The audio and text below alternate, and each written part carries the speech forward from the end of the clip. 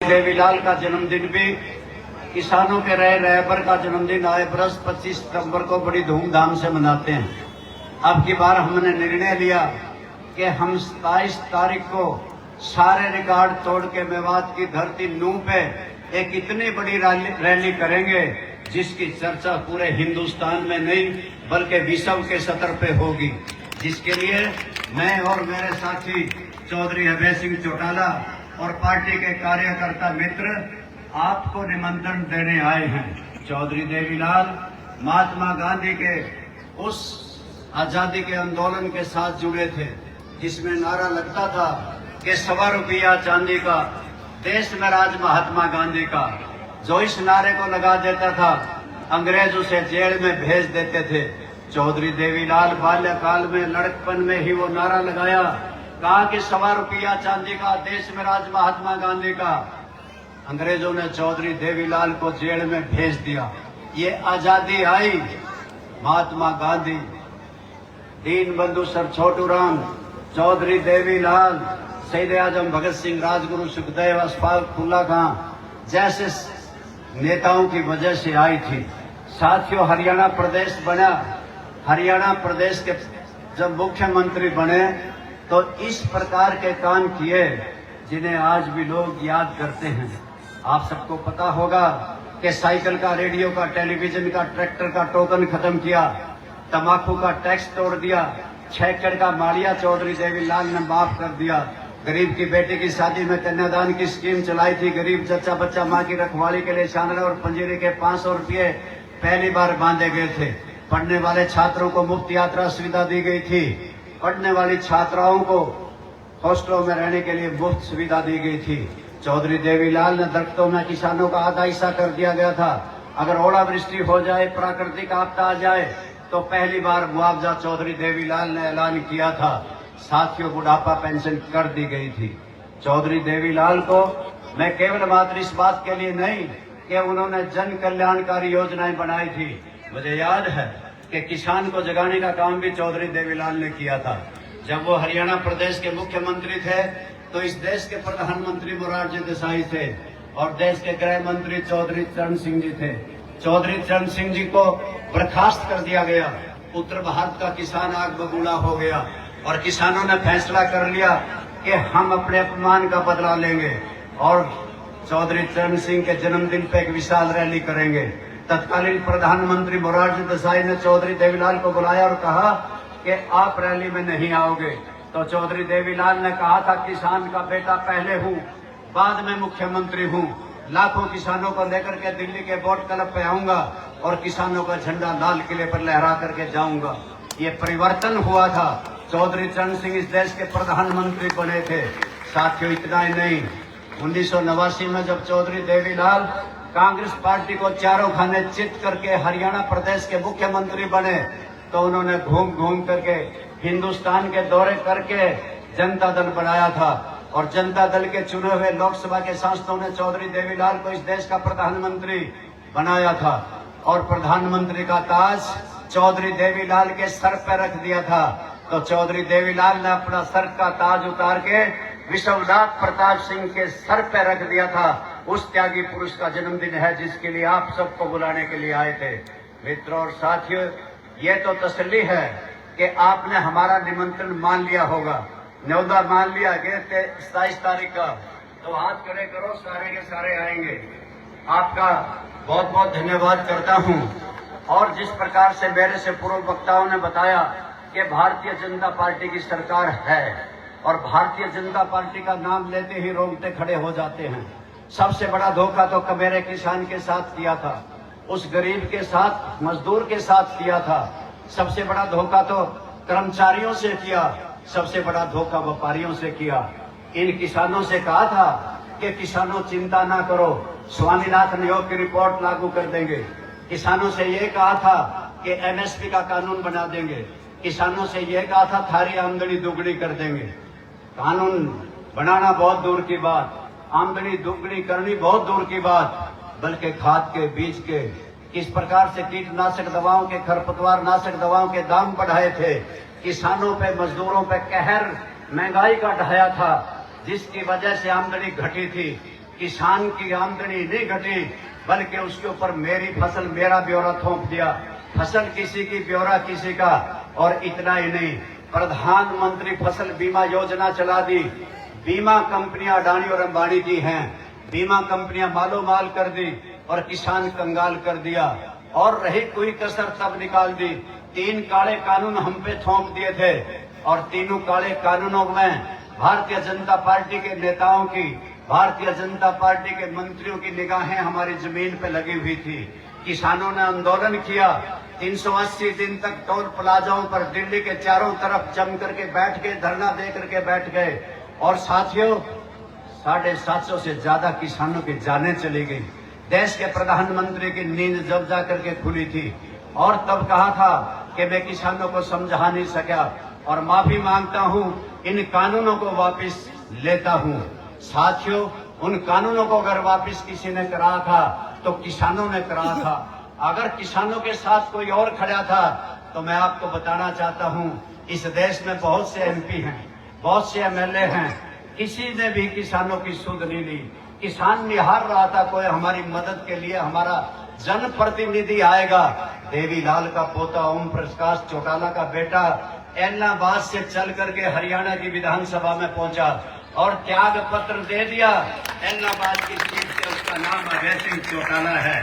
जाकर के धरने पे बैठ गया किसानों के साथ और कहा कि तुम्हें किसी प्रकार की दिक्कत नहीं आओगी, आपके भंडारे खोल दूंगा। और किस प्रकार से अस्पताल खोल दिए थे, मैं आपको अभय सिंह जी मुबारकबाद देता हूं। इसके साथ साथ अभी अभी आप सबको ही पता है, गेहूं बेचने गए थे। गेहूं बेचने में गए तो सरकार ने तुगल की फरमान जारी कर दिया। कहने लगे किसान का ट्रैक्टर का नंबर होगा, किसान का फोटो होगा। कहने लगी ये सरकार, क्या किसान ने जुल्म कर दिया था, इस देश के गोदाम खसाखस भर दिए थे। अभय सिंह चौटाला ने जब पता चला कि इस तरह की शर्तें लगाई गई हैं, मुझे कहा कि आप कैथल इकट्ठे हो जाओ, कैथल से शुरुआत करेंगे। हम हजारों ट्रेली लेकर के बिना नंबर की हम चले और पुलिस ने बैरिकेड लगाए हुए थे। हमारे साथ हजारों किसान थे, अभय सिंह चौटाला उसका नेतृत्व कर रहे थे। बैरिकेड तोड़ दिए गए थे, सारी शर्तें धरी धराई रह गई थी, पैरों के नीचे रौंद दी गई थी और तब जाकर के किसानों को राहत मिली थी। चौधरी अभय सिंह चौटाला को मैं इसके लिए भी मुबारकबाद और बधाई देता हूं। मित्रों और दोस्तों, बुढ़ापा पेंशन निरंतर आपको वर्षों से मिलती रही। चौधरी देवीलाल ने बुढ़ापा पेंशन की थी, अब की बार इसे परिवार पहचान पत्र से जोड़ दिया। 1,80,000 जिसकी आमदनी है, 2 पहिया वाहन है, शर्त लगाई जिसका बेटा नौकरी पर है, जिसका पक्का मकान है, उसे पेंशन नहीं मिलेगी। तो पता चला कि लाखों बुजुर्गों की पेंशन रुकी हुई है। अभय सिंह चौटाला ने तुरंत से ऐलान कर दिया कि हम चंडीगढ़ में बैठी सरकार के रास्ते बंद कर देंगे। हम हजारों बुजुर्गों को, लाखों कार्यकर्ताओं को लेकर के पंचकूला में आऊंगा, सड़कें जाम हो जाएंगी, आना जाना बंद हो जाएगा। हरियाणा की सरकार झुकी थी, आप सबकी पेंशन 1 नवंबर से 3,000 रुपये दी। अभय सिंह चौटाला से पूछा सरकार ने, अब तो तुम राजी हो गए। अभय सिंह ने कहा कि नहीं, 1 नवंबर से आपने कहा था कि 200 रुपये बढ़ाएंगे, पिछला हिसाब भी करके दो। जिस तरह से आप सब सिंधी की मिलाई में चादर पे 200 रुपये धर के दो, इन बुजुर्गों के 200 रुपये ऊपर दबाने का काम अभय सिंह ने करवाया।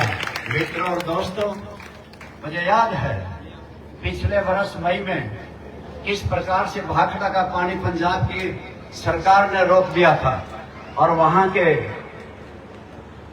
मुख्यमंत्री मान ने ये कहा कि मैं 1 बूंद पानी की हरियाणा प्रदेश को नहीं दूंगा। अभय सिंह ने कहा कि मटका फोड़ प्रदर्शन करो, हर धरना दो, प्रदर्शन करो। जब प्रदर्शन और धरने हुए, ऐलान कर दिया कि मैं पंजाब की गाड़ियों को हरियाणा प्रदेश में एंट्री नहीं करने दूंगा, रास्ते जाम कर दूंगा, चाहे कोई सरकारी आए गैर सरकारी आए, किसी को भी हरियाणा प्रदेश से गुजरने की इजाजत नहीं होगी। पंजाब की सरकार झुकी और हरियाणा का पानी छोड़ दिया। साथियों, इसी बात के साथ एक किसान पानीपत में जिंदा एक बड़ी कंपनी के मालिक ने जला दिया। कोई पार्टी मैदान में नहीं निकली, इन कांग्रेसियों को सांप सूंघ गया, कोई नहीं आया।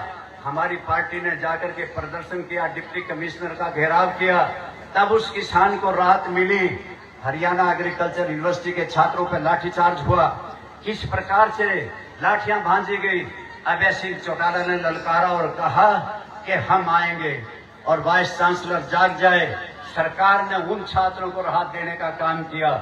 और मित्रों और दोस्तों, हरियाणा पब्लिक सर्विस कमीशन जो बड़ी नौकरी लगाता है, हमारे यहाँ के बेरोजगार नौजवानों को कम नंबर देते हैं, और राजस्थान के, मध्य प्रदेश के, बिहार के इन लोगों के ज्यादा नंबर लगा के सिलेक्ट कर रहे थे। हरियाणा पब्लिक सर्विस कमीशन का दफ्तर पंचकूला में है। हजारों साथियों को लेकर के उसके सामने धरना दिया और सरकार तक आवाज उठाने का, बेरोजगारों का काम चौधरी अभय सिंह चौटाला ने किया। साथियों, इतना ही नहीं, आप सबको पता है नीट का पेपर 10 करोड़ से लेके 50 करोड़ रुपए तक बिकता है, और नीट का पेपर जब आता है तो वो बिक जाता है, लीक हो जाता है। तो जंतर मंत्र पे लाखों नौजवान इकट्ठे हुए, बेरोजगार नौजवानों ने संसद मार्च किया, उन बेरोजगार नौजवानों पर लाठियां भांजी गई, अश्रु गैस के गोले छोड़े गए, गोलियां बरसाई गई। अभय सिंह चौटाला ने कहा कि प्रदर्शन तो तुम करो और मैं जाता हूं जंतर मंत्र पे। जंतर मंत्र पे गए और ऐलान कर दिया कि यह मेरी पार्टी सारी की सारी इकट्ठी होके सारे बेरोजगार नौजवानों के साथ है, हम इस सरकार की चूड़ें हिला देंगे। यहाँ तक केंद्र की सरकार झुकी थी और धर्मेंद्र प्रधान का इस्तीफा अगले दिन हो गया था। मित्रों और दोस्तों, ये था विपक्ष का काम। ये काम तो करने चाहिए थे कांग्रेस ने, परंतु कांग्रेस पार्टी आपस में लड़ती है, झगड़ती है। अब की बार हवा थी, हम किसी से बात कर लेते, कहते थे कि बीजेपी जाएगी और कांग्रेस आएगी। कांग्रेस की अपनी पार्टी बाजी, कांग्रेस पार्टी के लोग तो अपनी बुराई में ही ठीक समझते हैं। आपके सामने है, सारा नक्शा आपके सामने है कि राज्यसभा का चुनाव हुआ था, शाही कांड हुआ, 13 एमएलए ने शाही बदल दी थी और एक ने वोट नहीं गिरी थी। ये तब भी खुश थे कि हमारा उम्मीदवार हार गया। ये इतने खुश थे कि लड्डू बांट रहे थे। अब की बार आपको पता है राज्यसभा के चुनाव में इनके 9 बिके थे, ये तब भी मिठाई बांट रहे थे। इन्हें यही नहीं पता कि तुम्हारे 9 विधायक चले गए और किस प्रकार से तुम मिठाई बांट रहे हो। मित्रों दोस्तों, आपने भारतीय जनता पार्टी देख ली, आपने कांग्रेस पार्टी देख ली, और आपने तो जेजेपी भी देख ली। मैं कहता था मत देना वोट, मेरा काम खराब करने वाले ये लोग हैं। तुम कहते थे कि चुप हो जा रामपाल, हमें तो इसमें से चौधरी देवीलाल दिखाई देता है, उसी जैसे कान हैं, उसी जैसा नाक है, उसी जैसी बोली है। मित्रों, क्या निकला, क्या मिला आपको? मैं एक एक गांव का मुझे पता है, परंतु मैं ज्यादा नहीं कहना चाहता, सारे आजमा लिए।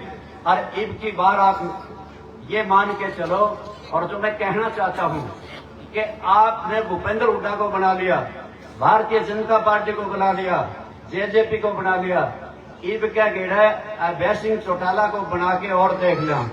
चाहे तो भाई पार कर देगा, नहीं पार कर देगा, दोनों में से एक काम हो जाएगा।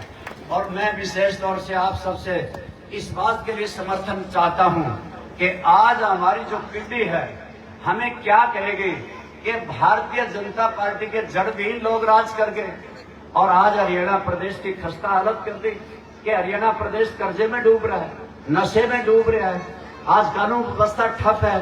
किस प्रकार से हरियाणा प्रदेश में बेरोजगारी नंबर 1 पे है, आज टूटी सड़कें हैं, आज हरियाणा प्रदेश की सूखी नहरें तुम्हें पुकार रही हैं, और ये कह रही है कि जिस चौधरी देवीलाल ने इसे चमन बनाया था, चौधरी ओम प्रकाश चौटाला ने जिसे अपने खून पसीने से सींचा था, आज हरियाणा प्रदेश के नौजवानों, माता और बहनों जागो और अभय सिंह चौटाला का साथ दो। दे रहा है दर्द हरियाणा का आज आवाज कर कर, तुम फिर भी ना उठे तो आशियाना क्या कहेगा। खड़ा बहारों को पद्दर नीलाम कर रहा हो, तुम फिर भी ना उठे तो जमाना क्या कहेगा। मैं तो आप सबसे इतना ही कहना चाहता हूं कि भारतीय जनता पार्टी के लुटेरे हैं, इनके राज के चलते वैध अवैध कॉलोनियां किस प्रकार से इनके वक्त में शराब घोटाला, रजिस्ट्री घोटाला और चावल घोटाले हुए, पेपर लीक घोटाला हुआ। आपके सामने है सफाई घोटाला अमृत योजना के 200 करोड़ रुपए सारे के सारे डकार गए रोहतक के। अरे इनका भरने में नहीं आता। इन्होंने भावनाओं को भड़का के वोट मांगे थे। राम मंदिर बनाया 2200 करोड़ रुपए का, उसमें चढ़ावा आया एक दिन में 200 करोड़। चांदी के छत्र आए थे, सोने की बहुत से सामान आए थे, पीटी आई थी। इस बीजेपी ने सारे लूट करके मंदिरों को, इन्होंने वैष्णो देवी छोड़ी नहीं, बद्रीनाथ छोड़ा नहीं, इन्हें राम का मंदिर छोड़ा नहीं, गांव छोड़ा नहीं, खेत छोड़ा नहीं, कल्याण छोड़ा नहीं। आप तो पैंडा छटवा दो इन पैदा कुकरे अभय सिंह जी, मारा हमको लूट कर खा लिए। आप आए, आप सबका अभिनंदन करता हूं और स्वागत करता हूं और आप सबको 27 तारीख के लिए फिर से निमंत्रण देता हूं। और भाई सारा की तरफ से चौधरी अभय सिंह चौटाला को पूरे उचाना विधानसभा क्षेत्र की तरफ से विश्वास दिलाता हूं कि आप ये मान के चलना कि उचाना, नरवाना, जुलाना आपका डंका जीन से बजेगा और ये गांव, ये इलाका आपका डंका बजाएगा। धन्यवाद।